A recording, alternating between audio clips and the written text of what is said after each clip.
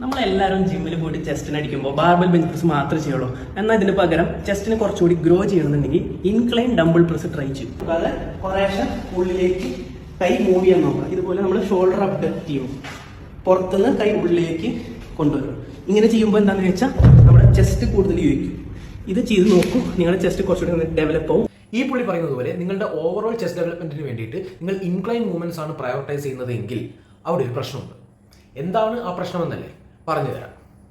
ഈ കാണുന്നതാണ് നമ്മുടെ ചെസ്റ്റ് മസിൽ. അതായത് രണ്ട് പാർട്ടാണുള്ളത്. ഒന്ന് സ്റ്റെർണോക്ലാവിക്കൽ ഹെഡ്, അതായത് നമ്മുടെ അപ്പർ ചെസ്റ്റും, ബാക്കിയുള്ളത് നമ്മുടെ remaining part of the chest, അതായത് സ്റ്റെർണോകോസ്റ്റൽ ഹെഡ് എന്ന് പറയും. ഈ ഒരു ചെസ്റ്റിന്റെ ഒരു പിക്ചർ കണ്ടാൽ തന്നെ നമുക്ക് മനസ്സിലാവുന്ന ഒരു കാര്യം എന്ന് പറയുന്നത് നമ്മുടെ ഈ അപ്പർ ചെസ്റ്റ് എന്ന് പറയുന്നത് വളരെ ചെറിയ ഏരിയ മാത്രമാണ് കവർ ചെയ്യുന്നത്. അതായത് അവിടെ മസിൽ ഫൈബേഴ്സ് വളരെ കുറവാണ്.